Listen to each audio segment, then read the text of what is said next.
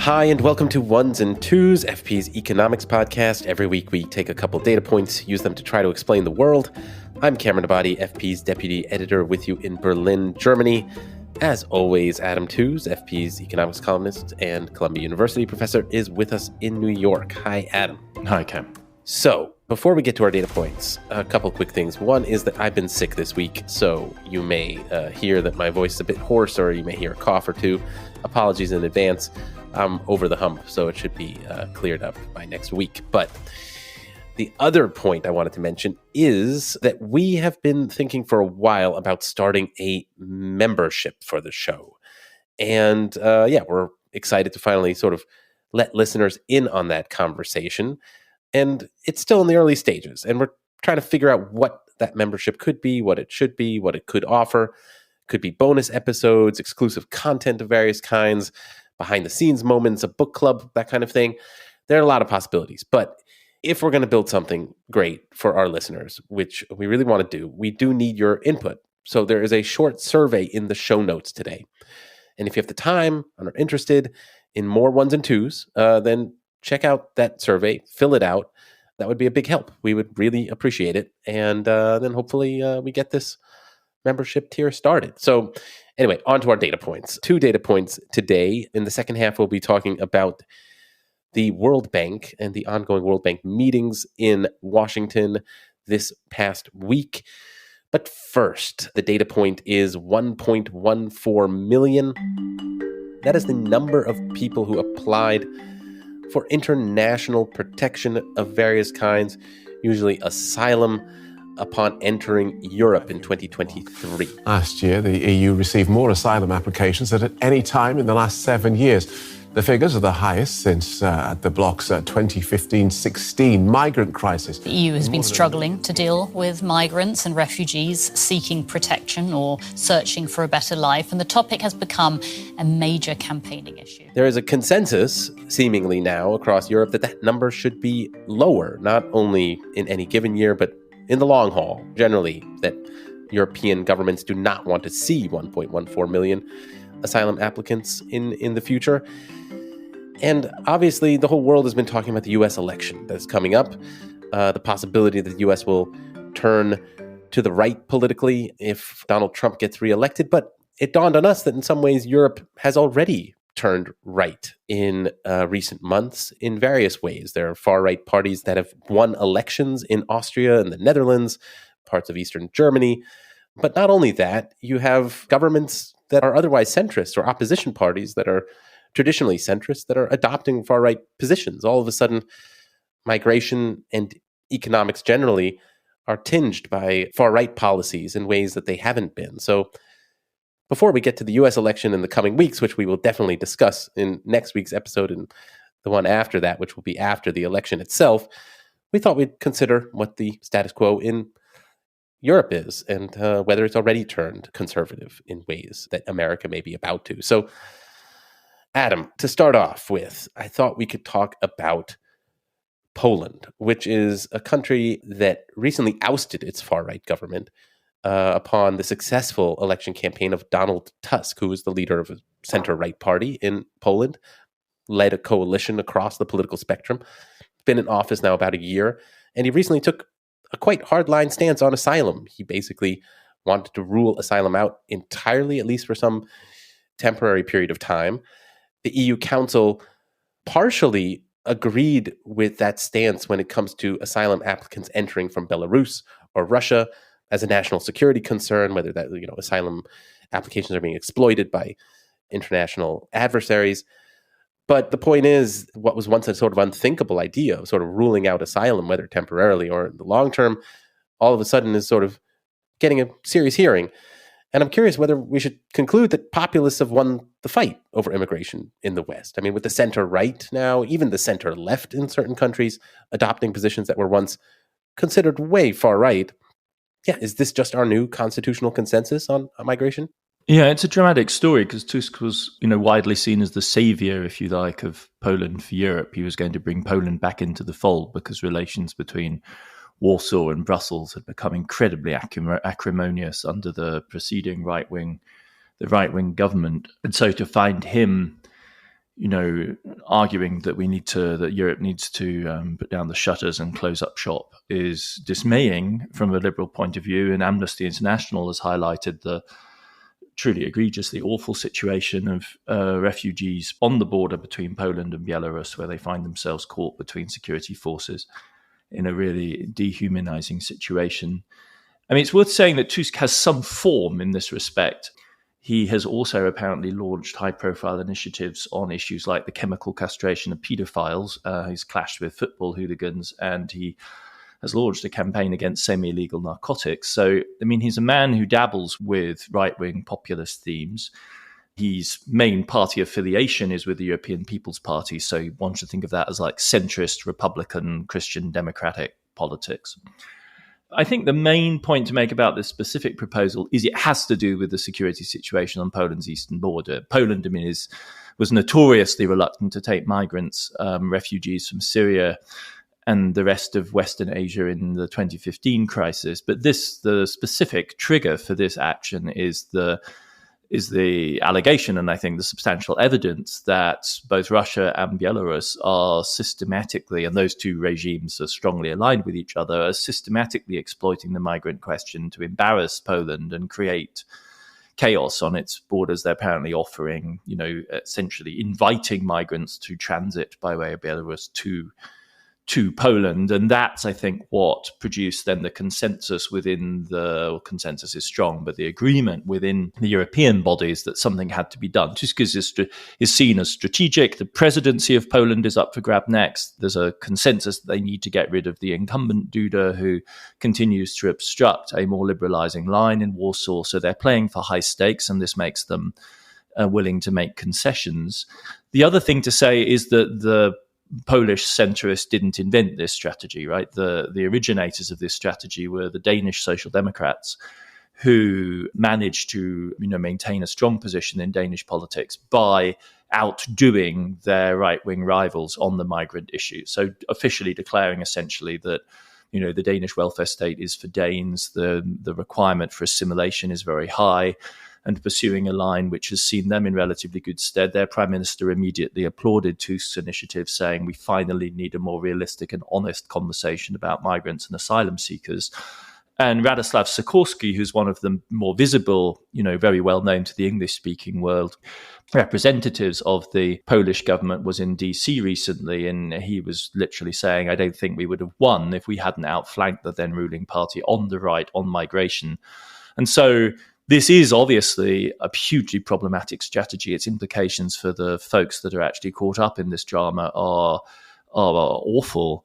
But it has to be understood as part of this desperate effort by centrist politics to contain what they see as the powerful surge from the right.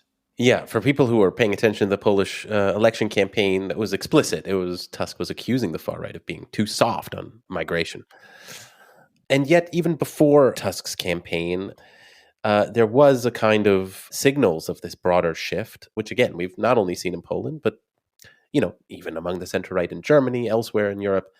But in some ways, one early signal was the election of Giorgia Meloni in Italy, someone herself who belongs to a party that was considered far-right, post-fascist party that we've discussed on this podcast before. And to some extent, she enjoys more popularity than other incumbents right now in Europe, if you were to look at the polling data. She's been in office for about 2 years, and, other incumbents are generally suffering around the world. But Meloni's an exception. So I guess I wanted to ask, what has she, tangibly accomplished in Italy? I mean, we can talk about this kind of the symbolic shift that she sort of led in terms of migration, but what, when it comes to economics, has she done anything in Italy? Has she changed the country's economic trajectory in any way that you can tell? I mean, Meloni really is a fascinating phenomenon because she is indeed riding high. And she's a very unusual politician by modern standards because she didn't go to college. She's really a working class, tough young woman that came out of, far right activist scene and has established herself as somebody who's just better at the political game than the vast majority of people that do it right now. I mean, people like Olaf Scholz look like complete dotards by comparison with the way in which she plays the political game. she has done a combination of rather interesting balancing in which she has been assertively aligning Italy with the Atlanticist consensus on Ukraine, which had been one of the big worries about a far-right government in Italy, because there's a substantial body of Italian opinion which is not aligned with the NATO view.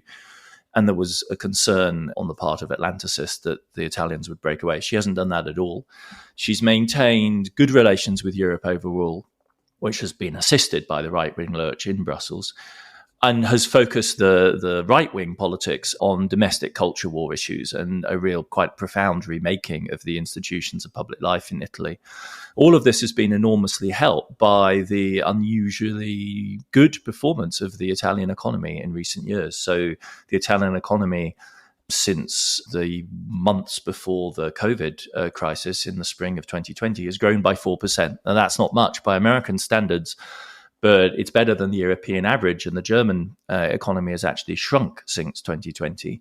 So Italy is in the very unfamiliar position of actually being one of the most rapidly expanding economies in Europe. And there's a bit, of many economists who say, we told you so. What Italy actually needs is some stimulus. It actually needs aggregate demand, because the sad truth about Italy is that, burdened with debts that it began to accumulate in the 1980s, and according to the fiscal rules of the European Union, it has actually been running an incredibly tight ship fiscally for many, many years, which has helped to retard growth. And what we've seen since COVID is that the Italians have essentially been somewhat let off the hook.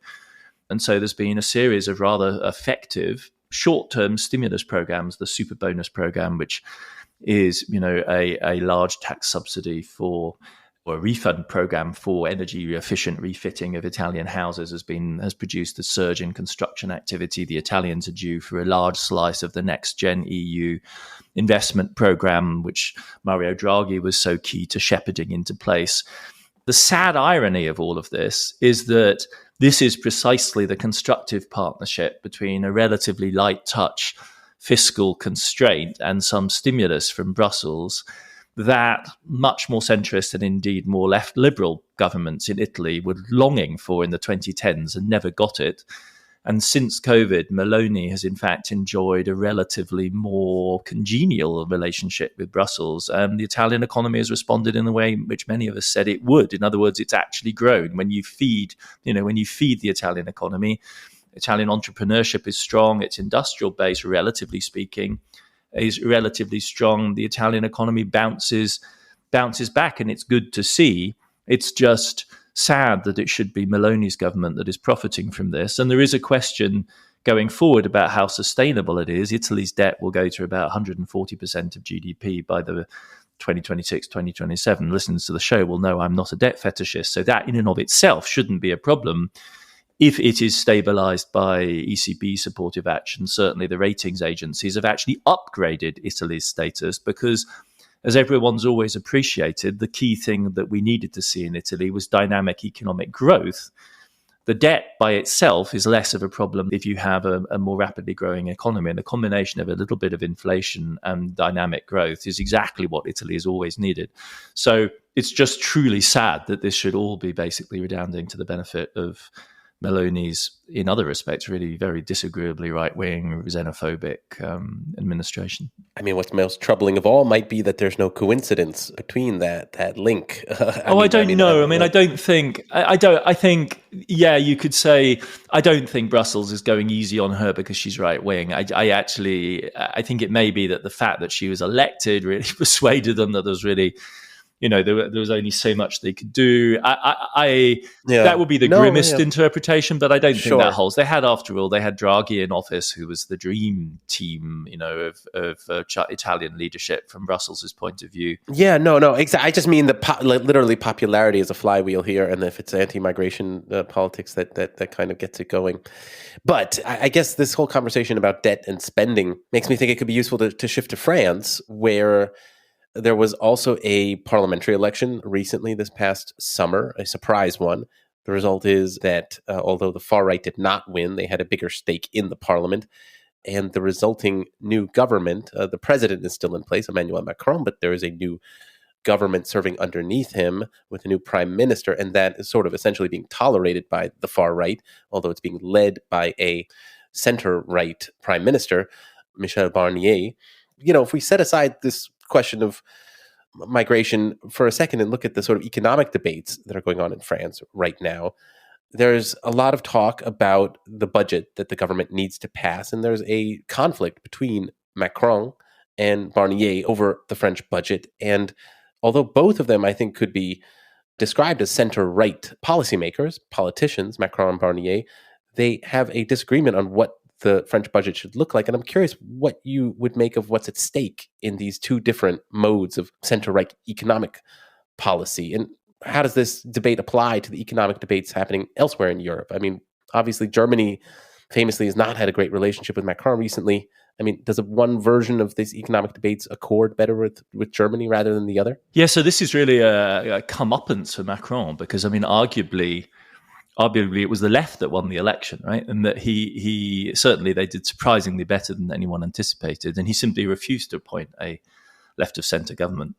And so has ended up with this conservative government, which is seems determined to embarrass him. After all, he's a lame duck president. So they're all contending now for the presidential elections in due course. And so there's nothing to be lost from the point of view of people even you might think of as being his own camp in embarrassing him. The government's budget is a 20 billion euro tax increase and a 40 billion euro spending cut. It's a really serious fiscal contraction that they're pushing through. It's triggered by the realization that France's deficit this year could come in well above 6% of GDP, which by American standards is modest. Like America's deficit this year is thought to be closer to 7% of GDP. But in Europe, this is, scandalous. It's twice the required norm, which is the maximum deficit according to the European fiscal rules is 3% of GDP.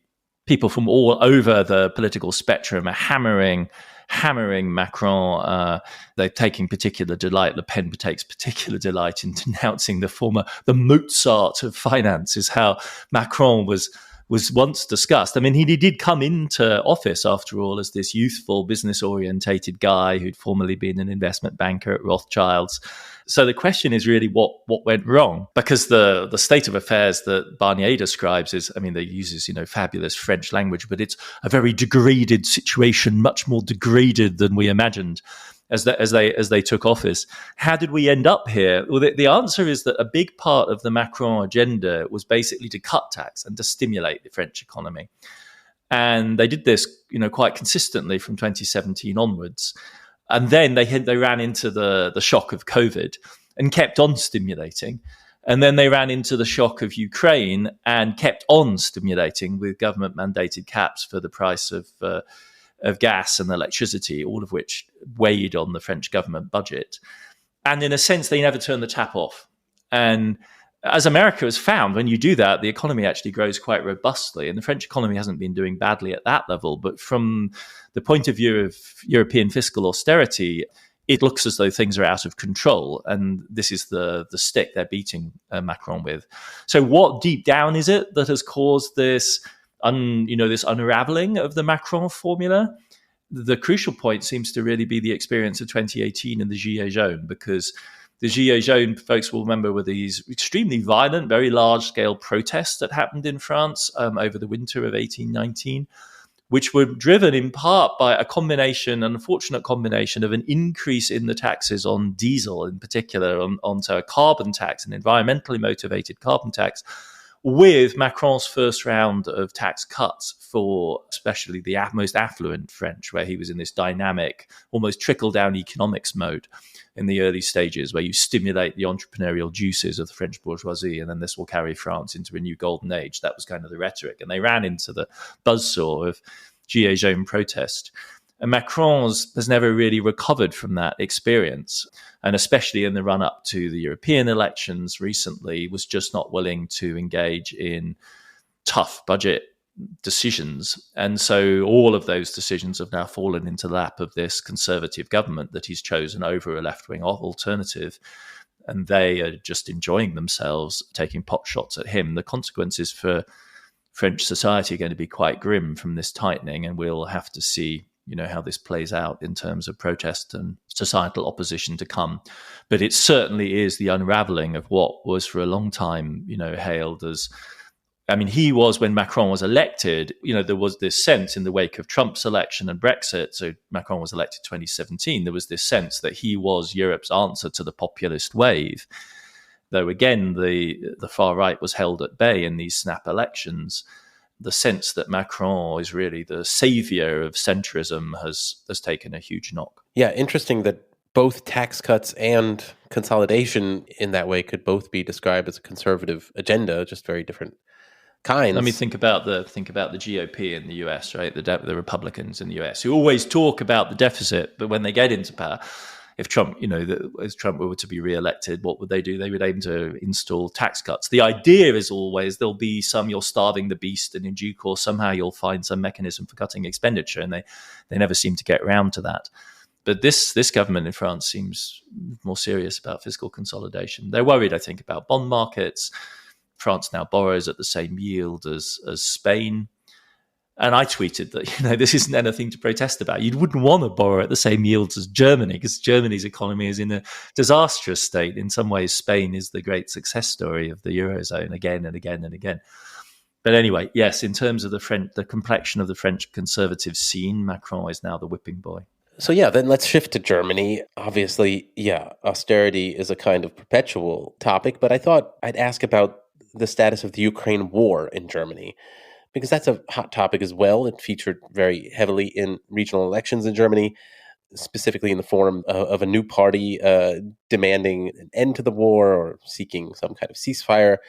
And I'm curious, in the event of an end to the war, I mean, how quickly could Germany reestablish a close economic relationship with Russia? That seems to be sort of in the background of some of these debates, that the sort of status quo before the war was when Germany's economy was doing well because of its relationship with Russia. That's all been cut off now. But is there any data to suggest that Germany is keeping its options open and hoping to eventually restore its former ties to Russia? Or is the kind of business data suggest instead that it's sort of placing its bets on even closer ties to a more Western-oriented Ukraine? I thought this was a fascinating question, but it just led me down the line of asking how big is this issue even really for the German economy?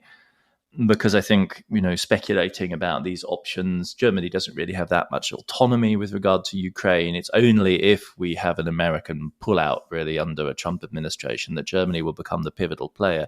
It's been a major ally of the US in supporting Ukraine, but by itself, it isn't really calling the shots in this situation, right? The war itself is very much being driven by Kyiv and Moscow's decision making, with America on the side. So how big is this? So German exports to Russia in 2021, before the crisis blew up, were 31 billion, and Russian exports to Germany were 19 billion, and German exports to Ukraine were 4.5 billion. And imports from Ukraine 3.14. So that tells you the sort of orders of magnitude here. The Russian economy is roughly 10 times larger than that of Ukraine. And how big is this in relation to German trade? It's really a small part of German trade, right? So German exports go like $1.6 trillion. So trade with Russia is a tiny piece of the German export portfolio. It's non-negligible, and for certain individual businesses, it can really matter. But I don't think that by itself is going to be a powerful motivating factor of German policy, considering the ramifications of a realignment with Russia. No doubt, I think what they will try to do is to, if we ever get to this situation, think hard about how to maximize German benefit from reconstruction in Ukraine, what kind of investment opportunities might present themselves, and so on. But I don't think the economic variables by themselves are going to be the determining factor here. Germany's fortunes and the fortunes of its businesses are dominated by the big trade flows with the EU, with China and the US, and that's where the really big markets are. So you don't see a Nord Stream 3 pipeline in the I just war. don't think it's worth a candle, right? I just don't think the political cost is too high. Now, that's always an aggregate statement. Will there be in the German ecosystem individual companies, individual entrepreneurs who want to make a go of it? Yes, there always are, right? And then could it be that through various machinations and internal politics, they're able to gain influence over the levers of power? Yes, that's why things like Nord Stream happen. But if you were just looking at the aggregates, you would say, there isn't enough juice here to really be motivating national policy at that level. It's very unlike the relationship with the US, which for Germany is an absolutely essential one. And that's where all of the anxiety in Berlin will be concentrated right now.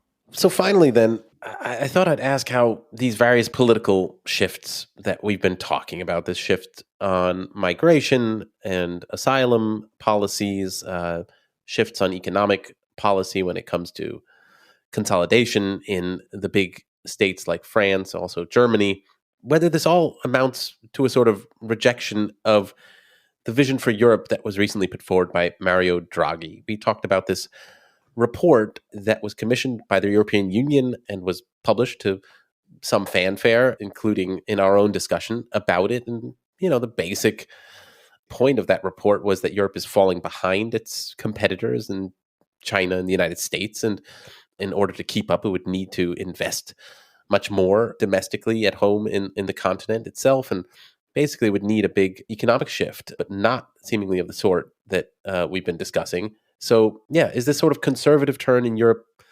consistent in any way with Draghi's recommendations? I mean, it's a really fascinating question. I mean, if you look back at the Draghi report, it suggested that what Europe needed was 800 billion euros per year in additional investment. So that's about 5% of European GDP. And that's a major effort. It was quite open-ended as to its political complexion. The way that Draghi talked about this was to avoid any further sort of, you don't get to competitiveness in his vision by cutting wages. It's not a proposal to somehow streamline or slim out the public sector. It's big. It wants to go bigger. It wants more government spending. It wants more private investment. He kind of wants to supersize this. Could you do this within a national conservative frame? Of course you could. I didn't see there's any reason to doubt that at all. Could you do this within a policy that was more restrictive on migration? Absolutely, because though you would want to expand the labour force, you would have some kind of point system and be extremely restrictive as to who you took. And I don't see any ideological incompatibility between Mario Draghi's investment programme and a national conservative politics at all. In fact, given the very conservative complexion of American politics overall, I mean, he's basically calling for an Americanization of European policy. And America literally is that synthesis of, a highly successful public-private partnership to drive higher levels of investment and innovation within a politics which by European standards, even in the present day, is to the right of, the average position of European politics on the whole variety of different issues.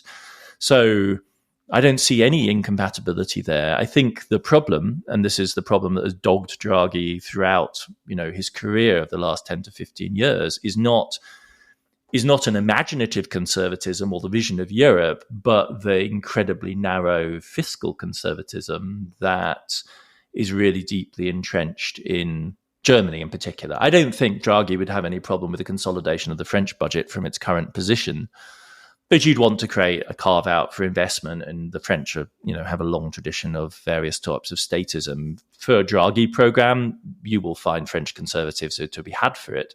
The real question is, could you find German conservatives who would be available for a Draghi program? Because the complexion of German conservatism is different and so much more squarely focused on various types of monetary and fiscal orthodoxy. Their monetary orthodoxy matters less nowadays because the Bundesbank has been sidelined and marginalized, but their fiscal orthodoxy still does matter crucially. And we'll have to see what a Merz-led, Friedrich Merz, that is a leader of the German CDU, what a putative Merz-led German government would do on the debt brake. But right now, that's the main obstacle. So I don't think conservatism in general, or the conservatism of a Tooze or the French, or for that matter, like the sort of, right Danish social democrats or Maloney, I don't think any of them would have any problem with the Draghi agenda. I think the real problem is in Berlin. I mean, I guess maybe another way of formulating the question is it consistent with a declining population? Is it consistent with stagnant demographics? I don't know whether that comes up in the Draghi report. It's not the center of what he's looking at, and for good reason. Like the central issue is investment. It's on the capital side for him. So, that's there are potential conflicts, but there are so many different ways of resolving that problem, right? Because it's not migration in general that the European right wingers object to. It's on grounds of race and Islamophobia. And so you would simply find ways of squaring that particular circle, which you could do. If you did a squarely labour market, economistically orientated migration policy, you could square the circle. Who is it supposed to be migrating at that point? Who's left? Maybe Americans in a future world of the Trump administration. Anyway, okay, we should take a break. We will be back in a second to talk about the World Bank.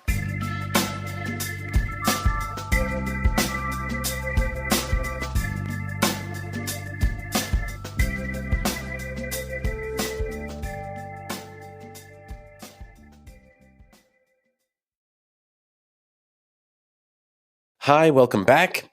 Our next data point is $443.5 billion. That is the amount of money that developing countries spend in 2022 to service their debt, their public debt.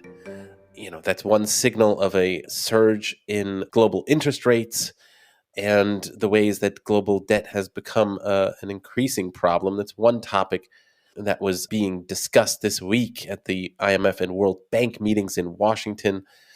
These debts are coming at a time when all sorts of needs for other investments in climate, green energy, etc. So, trying to figure out a way forward on that problem. But first, I wanted to ask about something that came out in a World Bank press release that I saw. And it was dealing with the question of poverty, which is also a big topic, obviously, that the World Bank addresses. The World Bank famously set a goal of eliminating extreme poverty by 2030. The press release says that global goal, which would end extreme poverty defined by less than $2.15 per person per day, that goal is out of reach, achieving that by 2030, that is. Instead, it would take 3 decades or more to eliminate poverty set at that threshold, which is most relevant in low-income countries. So this is a goal that the World Bank set, now saying it's not possible to reach. I'm sure all sorts of factors have played a role.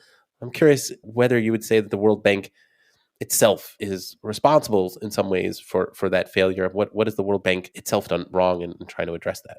I think it's important to say that, the short answer is no, right? And people are not poor because of the World Bank. I mean, it backed structural adjustment programs at various points in its history, and those don't make a bad situation better more often than not. But poor countries are poor because they lack capital, technology, education, institutions that secure investment and accumulation, because they're stuck in terrible slots in the global value chain, or in most cases, not in the global value chain in any serious way. If you look at the people in the sort of absolute poverty that we're talking about here, when we're talking about people who fall below $2.15 a day, and this is $2.15 in purchasing power parity adjusted terms. So folks listening to the show in Europe or the United States, there's no outs here. So if you had to live at our cost of living on $2.15, that's what this number is indicating. So these are the 700 plus million people who are least well off in the entire world. Another tell is to ask where they are, and the pattern of poverty has shifted dramatically over time, such that whereas once upon a time the concentration of poverty was in Asia, in India and China, today 3/4 of the people who fall below this threshold are in sub-Saharan Africa, 3/4. And their absolute number has increased by hundreds of millions over recent decades as a result of large, rapid population growth in countries without development models. And of those, the vast majority are in countries which are insecure, fragile and conflict-affected situations. So these are countries without functioning state apparatuses, the rule of law, where millions, tens of millions, hundreds of millions of people are at risk of violence and a massive disruption to their lives. So that's the problem. At the margin, there have been phases of World Bank development policy that have not helped. The structural adjustment programs of the 80s were a curse, there's no question. But the basic problem is this vast sea of poverty and people without resources. And so the real question is not, what has the World Bank done in terms of causing this, right? The problem is, what has it not done? And the really remarkable thing is that the concessional lending by multilateral agencies like the World Bank is as small as it is. So the World Bank has two concessional lending arms. One is the International Bank for Reconstruction and Development, and the other one is the IDA, the International Development Association. Over the course of its history since 1960, the International Development Association has lent, drumroll, $533 billion over a period of more than 65 years. It's just not enough money. If you look at the lending by the two concessional wings of the World Bank operating today in 2023, it came to $75 billion. Now, when you think about the outstanding amount of money in debt service that you were alluding to that developing countries have to return back and their desperate need for capital, the single thing that is clearly true is that the World Bank fails to alleviate poverty because the World Bank doesn't do enough to alleviate poverty. And I'm not blaming the World Bank bureaucrats, who I'm sure would like to do more, but there are various restraints they put in their own way. We've talked about them on the show at one point or another about, needing to retain their AAA credit rating and interpreting this as incredibly restrictive ways. But basically, the member countries that support the World Bank, the shareholders, don't do enough to enable the World Bank to lend on the sort of scale that would be necessary if we were serious about trying to lift the billion or so people on the planet who live at that threshold or just slightly above it out of the absolutely miserable circumstances they're in. And if you were serious about that, you would leverage up and you would be lending, multiples of that every single year in, year out for the foreseeable future. And if you're asking, why the poverty persists, well, it persists because these places are poor and poor places tend to stay that way. But what we are failing to do is just make even the beginning of the scale of effort that will be necessary to address this with real urgency. And if you do, there really isn't very much doubt that you can alleviate absolute poverty. Both India, but even more dramatically, China have shown what you can do if you secure basic domestic order and then pump resource in and do that seriously and in a committed way and actually say to yourselves, like China did, we are going to abolish absolute poverty in our country. We just find it intolerable. We're not going to live with it. If necessary, we'll move people, which is what the Chinese ended up doing in the poorest communities in some cases. But if we were serious about this at the global level, we'd be making an effort, 5 to 10x what we currently do. And until we do, we shouldn't be really scratching our heads and, stroking our beards and pondering why poverty persists. Yeah, and also just to clarify, my question wasn't the sort of first order question of whether World Bank was causing poverty, but this question of whether its policies are ambitious enough or whether it's aware that this isn't nearly sufficient in the way you're describing, or whether there are political constraints that are preventing it from doing otherwise. Those are all over the place. Notably speaking, from an American show's point of view in Congress, which just isn't willing to give. The Biden administration would love to have scaled up World Bank lending to compete with China, but even that motive, competing with China, won't do the work. But to go back to your earlier point, your question, even if it had been the first order question, would not have been out of place if you'd been asking about the IMF, for instance, because the IMF has clearly caused poverty with its structural adjustment programs. Full on, flat out, caused poverty. The IMF, the European Union, in its approach to the Greek debt crisis, caused poverty, immiserated the country because it wasn't willing to make, the rapid financial concessions that would have been necessary to take hits to balance sheets. So these sorts of institutions do cause poverty. But in the case of the World Bank, which is a project-based long-term lender for development, it's a different kettle of fish than the IMF, which supervises, short-run macro policy, where you can crash land an entire economy. And given the sort of focus the World Bank has, we do have to go back to basics and just simply ask what causes the problem in the first place. And then, exactly as you say, the question is why aren't we doing more to alleviate? And it just comes back to the unwillingness of rich countries to commit the kind of resource. We don't, after all, in the end, the major recipients of this kind of lending we don't understand them as part of our community in the way that the Chinese national government can say, no one in China, we will not tolerate anyone in China living in that kind of poverty. It's a violation of our understanding of what our country is. And many societies, in the United States, as we know, did a show about this, chooses to live with child poverty. I mean, it's really no mystery what you have to do to eliminate the vast majority of child poverty in the US. There's going to be some dysfunctional families or whatever where you will have persistent issues. But like if you actually just wanted to lift the majority of American kids who are currently poor out of poverty, you would simply reintroduce that tax credit that did the job. Anyway, so yes, it's a political choice. Let's shift then to this question of public debt and all these developing countries that are struggling, obviously under elevated public debt with increased interest rates and all the increased money to service those debts. I'm curious whether this problem is more a matter of a short-term cash crunch, with lower income countries in that case just needing a financial bridge to help them, get back on the road to growth? Or is this really more of a full-blown debt crisis that really demands much bigger restructuring and relief, a bigger kind of lift to change this trajectory? It's such a fascinating question. You really hit on a nerve in the development finance discussion right now, Cam, that we should come back. I mean, it's so significant and major an issue that we should come back to it in a future episode. Because we actually have mates, friends on both sides of an argument going on within the development finance community about this question that you've just asked. So on the one side, there's a coalition of people like Joe Stiglitz, Vera Songway, Martin Guzman, Martin Kessler, and others who are part of what's called the bridge proposal. And then on the other hand, there's our friends in Berlin with whom we're actually going to be recording a show in the not too distant future, who are involved in what's called the DRGR, so the Development and Relief Initiative for a Green and Inclusive Recovery Program. Development finance is a world of acronyms. It's a world of pain. DRGR, and that features the Boston University Global Development Policy Center and our friends at the Heinrich Böll Foundation and Center for Sustainable Finance at SOAS. So there were two coalitions, and their proposal is restructuring.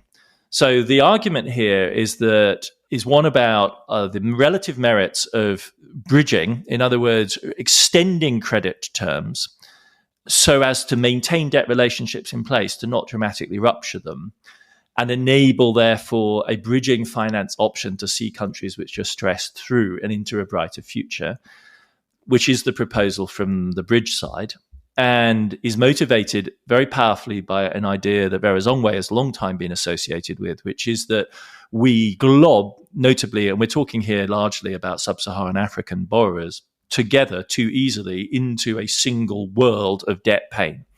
And what we should be focused on instead are, in fact, the all-important differences between those for whom debt is essentially unsustainable over the long run, whose debts are too large, who need to go through arduous restructuring procedures, and a significant cluster of economies which are doing much better than that, who, if you throw them into the restructuring process, suffer long-term damage to their credit rating, which is not in anyone's interest because we really need more money to be flowing to the developing world, but do have short-term liquidity problems. In other words, their debt service ratios have gone up too high, their export revenues have fallen. For whatever reason, they find themselves in short-term financial difficulty. And Songway has, in a variety of different ways, been working over recent years to try and provide liquidity facilities which enable those better performing countries, notably in Africa, to work their way out of their problems. And you're talking about the Ghanas of this world, for instance.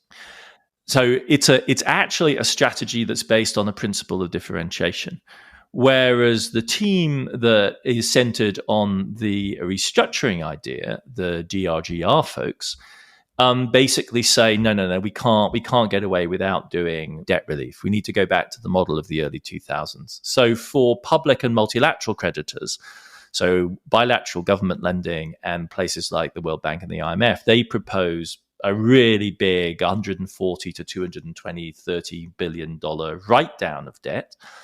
And then for the private commercial creditors, what they want to do is what's called a kind of Brady bond idea, which is that you create debt, new debt, which is bundles of the old debt, and then you float those into markets and see what it's worth.